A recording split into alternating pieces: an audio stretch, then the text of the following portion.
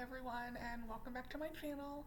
My name's Sophie, and this channel is chronicling my journey of living my best life with multiple chronic health conditions. I do apologize, it's been a while, but I did say in my last video, depending on the doctor appointments, I might just wait until today to put a video up. And my not feeling well last week was actually COVID, so I'm on the upswing from that, and got through all my doctor appointments. Now I can give you guys a full sort of update as to how all of them went.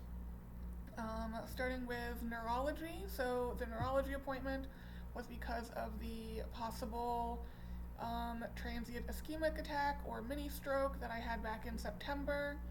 He does not think that's what it was because since I was symptomatic at the time of the scans, he believes they would have seen something, especially since my symptoms were sort of multifaceted and that it had to do with like movement as well as like sensation and feeling and everything like that.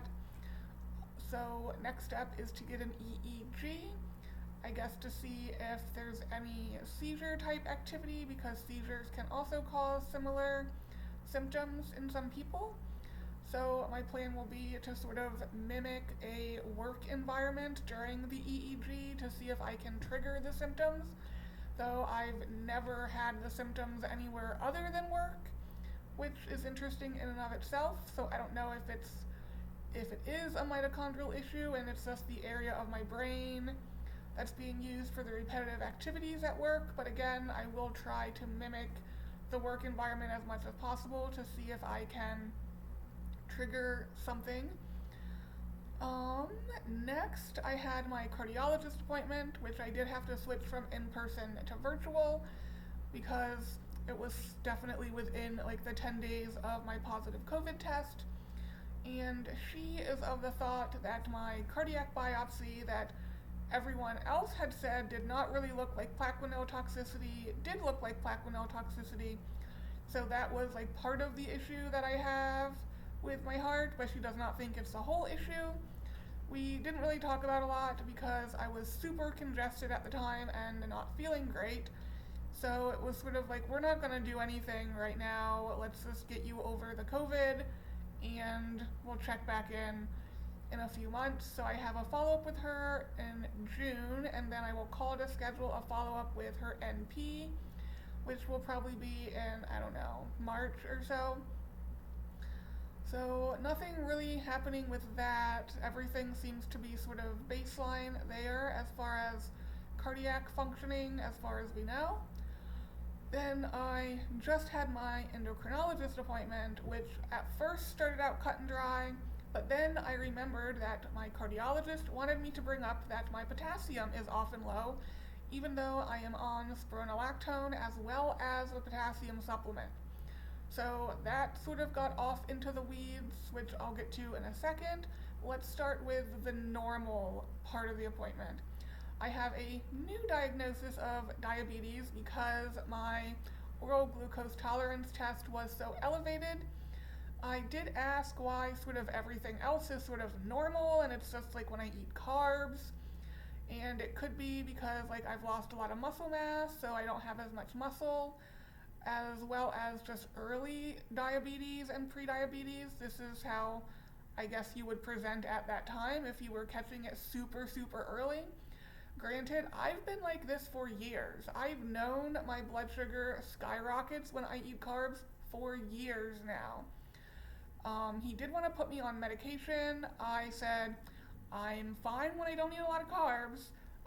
During this whole episode when we first met, I was eating like the dietitian told me to eat, and that's not how I normally eat. Let's just see what lifestyle factors can do, because my A1C was like 4.7, 4.9 at that time. I don't really see a reason to take another medication when I can just not eat carbs, and I don't normally eat a lot of carbs anyway. Definitely don't eat things like candies and stuff like that on a regular basis at all. And he was in agreement because everything else looks good. He could see from the continuous glucose monitor that when I'm not eating, my blood sugar is fine, and when I eat, it skyrockets. And since I don't normally eat that way, we're just gonna see how things look in a year, or if he does want me checking my fasting blood sugar in the morning. So when I do that, if my fasting blood sugar starts creeping up, I can have an appointment sooner. But he's confident that I can just sort of go back to how I was eating originally and not need medication at the moment. So that's the plan there. Then we sort of got off in the weeds because, like I said, my cardiologist wanted me to bring up the fact that my potassium is often low, even though I'm on spironolactone and a potassium supplement.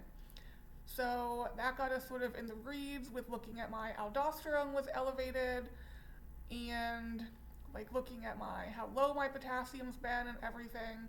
So since he specializes in diabetes, he's going to refer me to another endocrinologist that specializes in adrenal function. And I did have a scan of my abdomen that showed mild bilateral adrenal hyperplasia.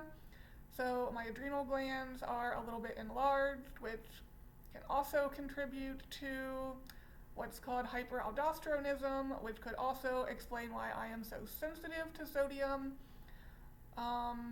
Apparently that takes a lot of testing to confirm the diagnosis. So we'll see what happens there, and you just gotta laugh. Like, I mean, what am I supposed to do at this point? I told him, I'm like, I'm just a mess. I'm a mess, and this is my life.